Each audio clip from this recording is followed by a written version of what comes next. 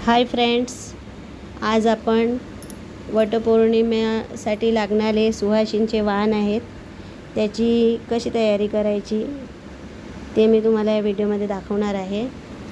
त्यासाठी आपण सर्वप्रथम ही वडाची पानं घेतलेत आणि ती वल्या कपड्याने स्वच्छ करून घेतलेत।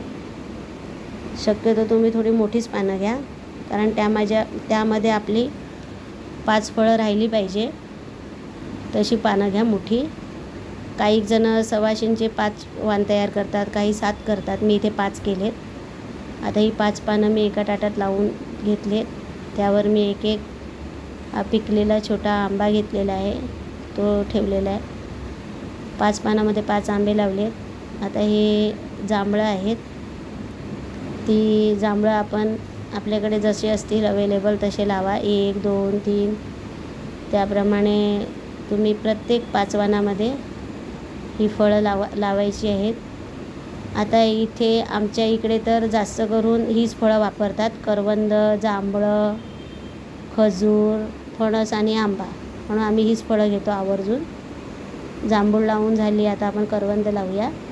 करवंद पण सेम तेच प्रोसेस आहे, तुम्हाला जेवढे लावायचे आहेत तेवढे तुमच्या इच्छेप्रमाणे तुम्ही लावू शकता, अवेलेबल असेल त्याप्रमाणे। करवंद ही लावून झालेली आहेत आणि सर्व 5 फळं त्याच्यामध्ये व्यवस्थित ॲडजस्ट होतील अशा प्रकारे त्याची मांडणी करा। आणि मी इथे 2 ताट तयार केलेत, एक वाणाचा आणि एक पूजेचा। आता हे खजूर आहेत, हे खजूर पण तुमच्या जसे आहेत तसे तुम्ही लावून घ्या। हे आपले ते सुके मोठे खजूर असतात ते नाही, हे इथे असे छोटे छोटे खजूर भेटतात, ते आहेत, हे खजुरी बोलतात त्याला। हे आम्ही लावतो वाणाला। नसेल तर आपण केळा नाही तर इतर फळही लावू शकतो, असं काय नाही की हीच फळं लावली पाहिजे। आता ही फणस आहे, घरे फणसाचे, हे फणसाचे घरे लावून घेते मी। आणि तुमच्याकडे समजा नाही भेटेल, कुठलं फळ नाही आहे, तर तुम्ही त्याच्याबदले दुसरं पण काय पण फळ त्याच्यात ॲड करू शकता। आता आपली 5 फळं 5 पानात लावून झालेली आहेत। आता हे 5 मणीचे असे हे दोऱ्यामध्ये ओवलेले माळ आहे, ही मी गाठ मारून व्यवस्थित 5 बनवून घेतलेली। ही प्रत्येक वाणामध्ये अशी आपल्याला ठेवायची आहे। आणि हे बघा, असं हे सर्व वाणाचं ताट तयार झालं आहे। हे 5 वाण आहेत सुवासिनीचे, त्यातून एक वडाला द्यायचं आहे। आता हे 2 आपले देठाची पानं आणि ओटीचं सामान त्यात ठेवलं आहे।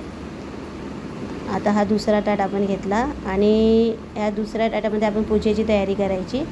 हे 2 विड्याची पानं, सुपारी, हा हळदी कुंकूचा करंडा आहे। आणि तुम्हाला जसं ताट घेता येईल तसं घ्या, त्याच्यामध्ये ॲडजस्ट करा। ही खडी साखर आहे नैवेद्यासाठी। आणि हे निरंजन घेतलं आहे, कापूस आणि तेल भरून हे कापूर ठेवलेत।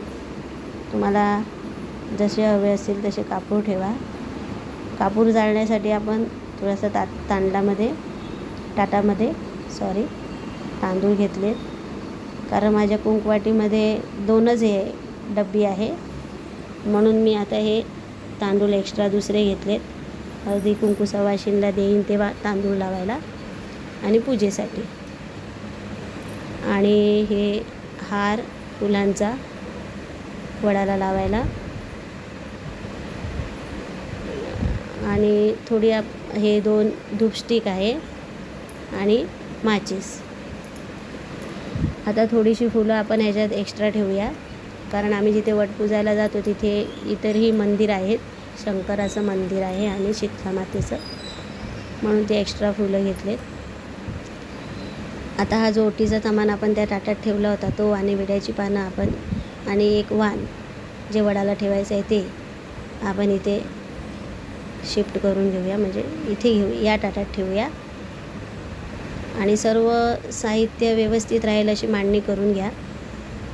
आणि हा ताटात ठेवलं, ताटात जेवढी ठेवायची वस्तू होती ती ठेवलेली आहे। आता आपण 1 तांब्या पाणी घेऊया, 1 नारळ घेऊया आणि हा सुकं खोबरं आणि गूळ. अशी आता ही माझी पूजेची पूर्ण मांडणी झालेली आहे.